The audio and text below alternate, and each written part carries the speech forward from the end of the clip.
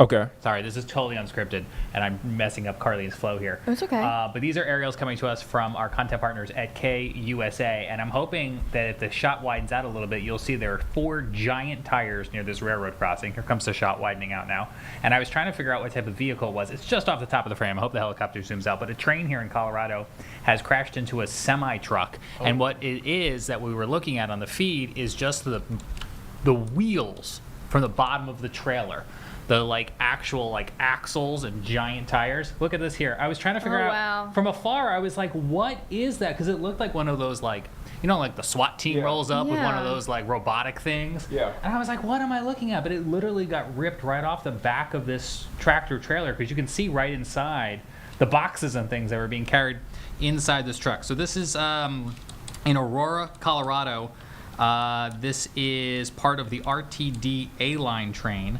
Obviously, lanes are closed there. There's a large first responder response. This is according to 9 News out there. There were 55 passengers on the train at the time of the crash. 3 people suffered minor injuries, according to the local police department. So and that was did you say a semi? Yeah, Semi. Okay. Like a tractor trailer. Okay.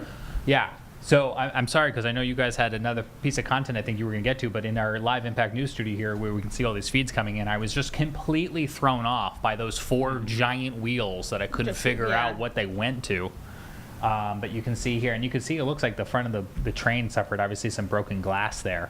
No, this is good. This is the point of live Impact News. When news happens and there's breaking news that we see right here on our screen, we want to make sure we get that to you as soon as possible.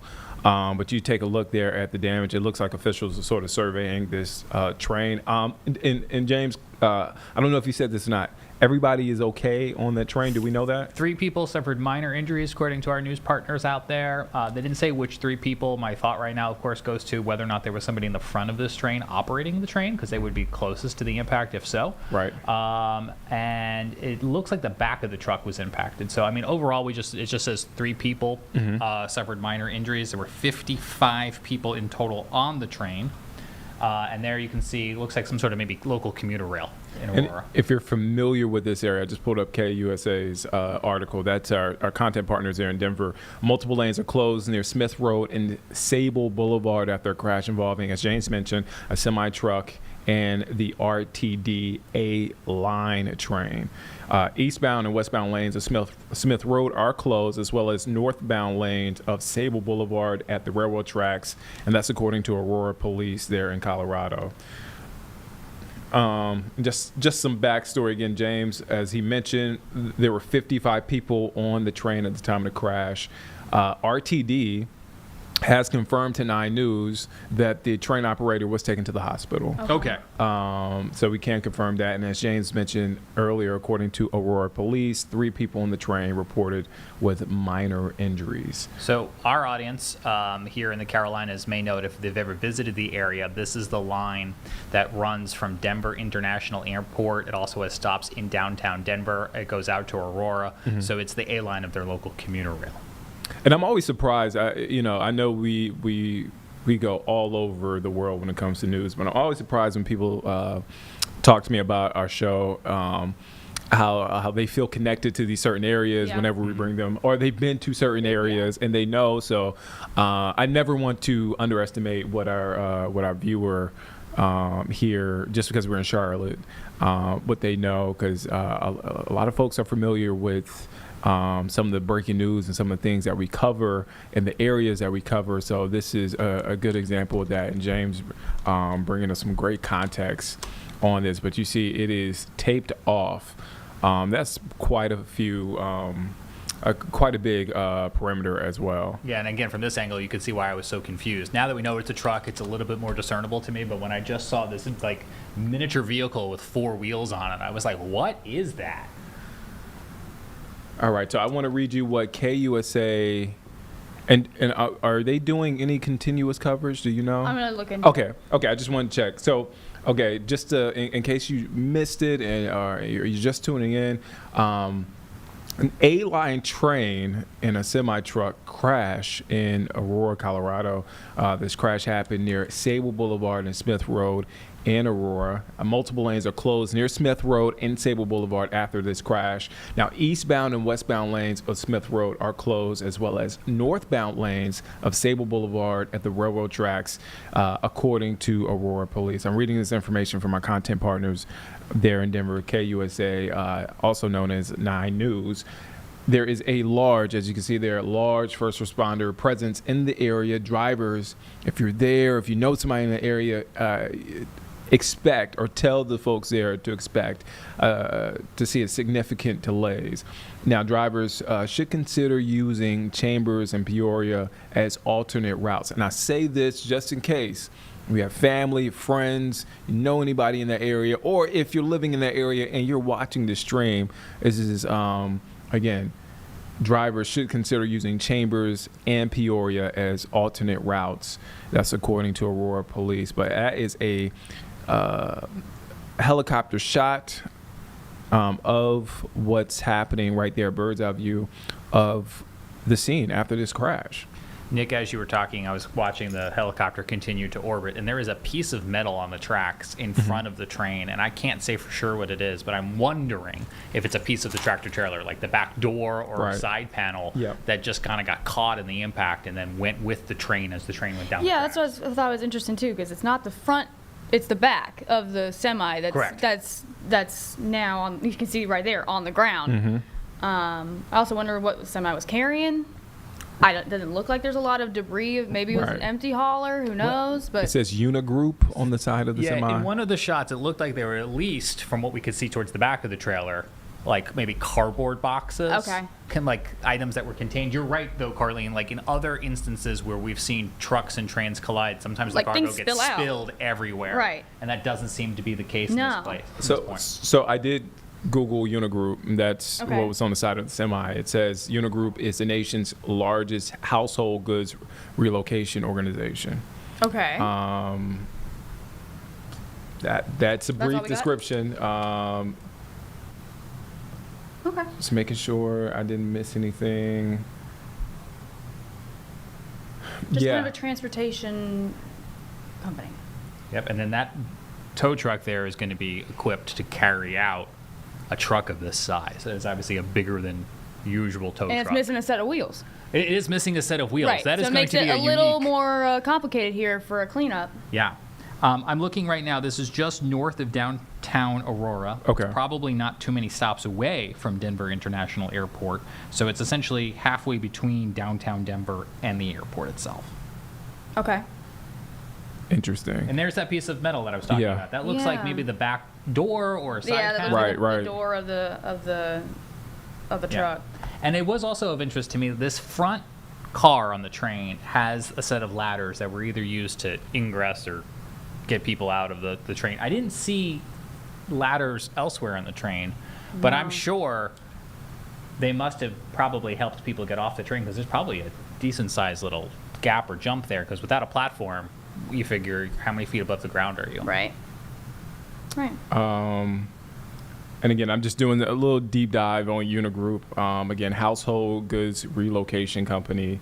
Unigroup operates as the parent company of two of the largest household moving companies in the U.S., United Van Lines and Mayflower Transit.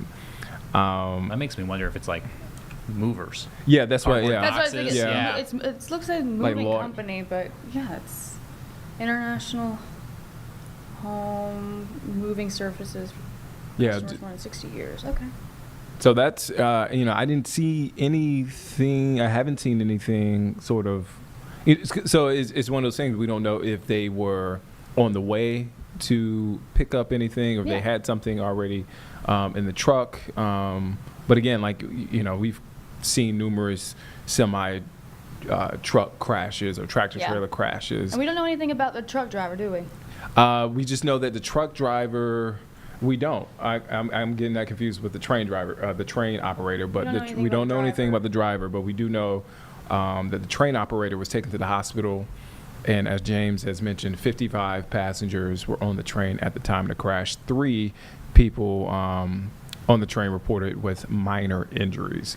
So And the go local ahead. transit agency is replacing trains right now with shuttle buses in both directions, eastbound and westbound through this area. So for anybody who's trying to arrive or depart from the airport to get to Union Station in downtown Denver, they're going to be replacing these trains with shuttle buses for the time being, because even as we're continuing to watch this, there's no trains going in the other direction either. The whole section of rail There's is some closed. boxes. Yeah, like you I said, was about to say James. you could Yeah. see some boxes. So it looks like everything was boxed up. I guess, and If you're a moving company, Yeah. everything would be boxed up, Yeah. wouldn't it? Yeah. and I guess it prevented those items from scattering. And it looks like they're still intact in the box. I Yeah. can't speak for what's inside the box, but the box Just looks like wild it's in intact. itself. And is that part of the railroad? Okay, yeah, that's That's the isn't stop that the hand. little arm? Yeah, or the arm, I should say. It looks like It it. looks like did it. look like part of the crossing arm. I'm not exactly sure. We're learning like as Yeah. as, Yeah, as we're fast as y'all learning. are learning this. So we're just kind of describing what we're seeing right now. Again, this is a live look at the scene there in Aurora, Colorado. A train crashes into a semi truck. Quite the scene there. A pretty big scene. It's a pretty big perimeter just from looking from this vantage point. Police I'm have it just blocked to see off. how they're gonna take this hauler doesn't Yeah. have wheels on part of it. So you gotta how are you gonna Yeah, it's how are you gonna get it out? and then it's one of those things like how do you get it out? Also moving the train. Yep. As well. There's at least four sections of track here, and it would seem that at least two of them are used by this commuter rail. I'm just thinking that if you're the truck driver and you've got at least 4 tracks you've got to clear, what looks to be a slight incline, was the truck late to get off the tracks? Was it stuck in Right. traffic? Was it stuck? Because that happens sometimes too. I mean, these are all hypothetical scenarios. Yeah. And I wonder if, we have, or if somebody took any video Yeah. of the crash or those moments right after the crash or right before. We just live, I ask that because we live in a day now where, hey, folks are there on the Yep. scene. They take cell phone video. We see it. We are able to put a little bit more context around That's how we what get exactly. news now. That's a how lot we of get time. news now. So yeah, that is a look at the scene there in Aurora, Colorado. Just to catch you up, multiple lanes are closed near Smith Road and Sable Boulevard after a crash involving a semi-truck and the RTD A-line train. Eastbound and westbound lanes of Smith Road are closed, as well as northbound lanes of Sable Boulevard at the railroad tracks. Now, according to Aurora Police. Now, as you can see here, that is a large first responder presence in the area. And drivers, look, if you're in the area, if you know anybody in the area, expect to see significant delays. That's according to Aurora Police. Drivers should consider. Now, I want you to listen up. If you know anybody in that area, or if you are in that area listening to the stream right now, consider using Chambers and Peoria as alternate routes.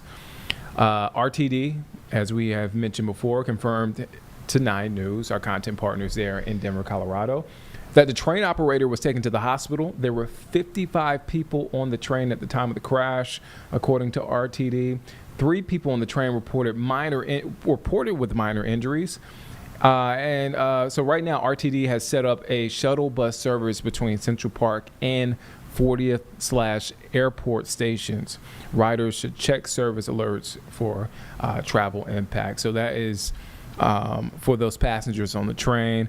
But if you are just commuting throughout the area, this could cause and will cause, according to police, significant delays on your commute. And there's 50 people now. Yep. Something waiting to get where they need to go. Yeah.